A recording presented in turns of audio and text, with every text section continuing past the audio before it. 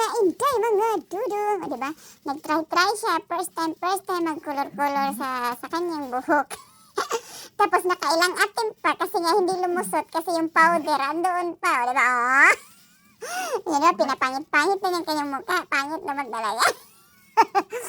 Hindi niya napagtanto ba? Ay, mga ganap-ganap talaga na hindi, Jennifer. Alam na nga niya sobrang haba ng buhok niya.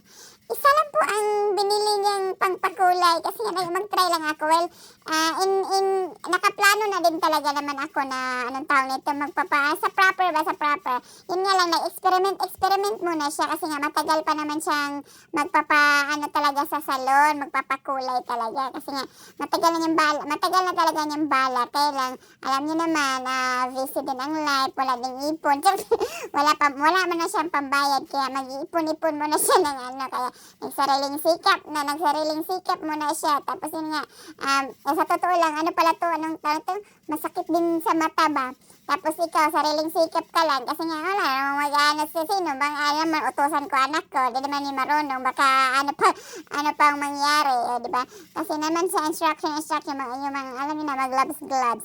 Pero yung sinuot ko rin na, niya, pa t-shirt niya. Kasi di ko alam kung nasaan yung mga ibang-iba kong mga t-shirt. Saka dami-dami nang di mo na alam yung mga suksukan, mga damit-damit. Kung gusto mo nang maghanap, yung pwede lang na pwede lang na magamit na pwede nang matapon or kaganyan. Pero yan naman, hindi masyadong na gagamitin pa rin natin just in case yung tie-top niya, maano na naman kung dagdagan ba niya yung pangkulay niya. Kailang, ako kasi nga masakit sa mata din yung pangkulay ba.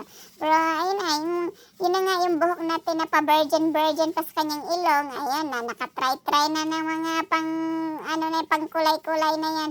Ayun, sa totoo lang din, ang recommended din yung nasa pakete.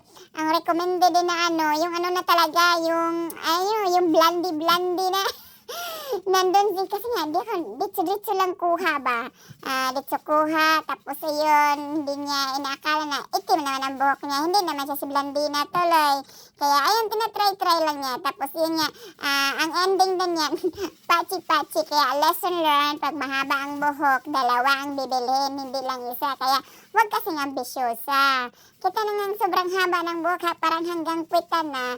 Tapos isa lang bibilhin. Diba? Pilingira, edi pachi. Pero okay na rin yun. Pero totoo, parang hindi naman, kasi nga hindi naman ako kaputian.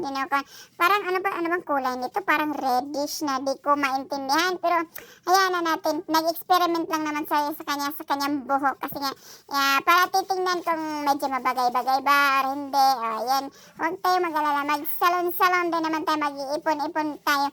Malayo pa ang November. Makakaipon pa siya piso kada adlaw. Yan na resulta. Pachi. Lisod din kita na. Diba? Yan ang resulta na kanyang buhok. Diba? Pachi. Diyos mio, Maria, Inday, Jennifer, ano nangyari sa buhay-buhay mo? Kaya, yun lang. Salamat sa pagtanaw. Hanggang sa sunod. Bye-bye.